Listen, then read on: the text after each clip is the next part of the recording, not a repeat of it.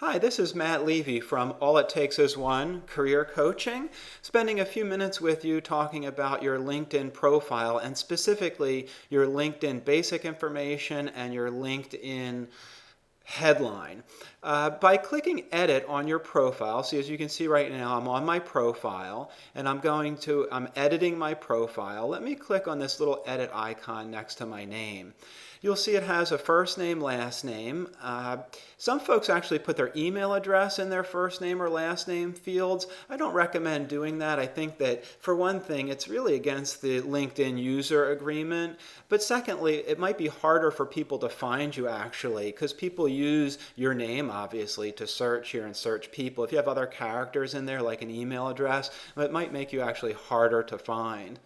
Also wanted to point out the former maiden name field here. A lot of folks will create a profile hastily and never get back to this basic information. They don't even realize that you can put a former or maiden name in here, and I encourage you to do that if you have one, because again, it will help people find you through the search people box here.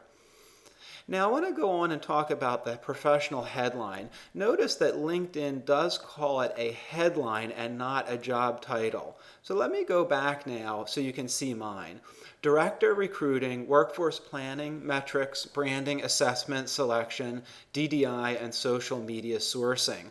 As you can see, I've utilized all the characters that LinkedIn allows in a headline, and I've put much more than just my job title. I encourage you to do the same thing, because the way you're found on LinkedIn many times is by keyword searches, and by increasing the number of keywords, particularly in your headline, it'll be much easier for you to be found. I'd like to go on and talk a little bit about your location. Now, my location reads Greater Philadelphia area. That has to do with the zip code that I've put in here where I live.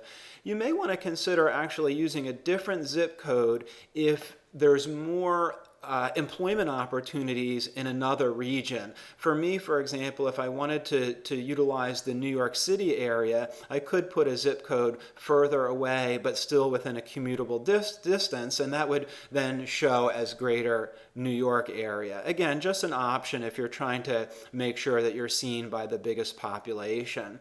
And the last thing I wanted to cover today was your industry. Now, there's a whole list of industry types here, and you want to pick the one that you think will make the most sense for your career. For example, with myself, I'm doing staffing and recruiting because I think that's the best match. I could have also put pharmaceuticals because I have spent the last 10 years in the pharmaceutical industry. So again, it's your choice. You're just going to want to choose what you think is the right industry for you. And if you haven't looked at it in a while, you may want to go back and revisit it.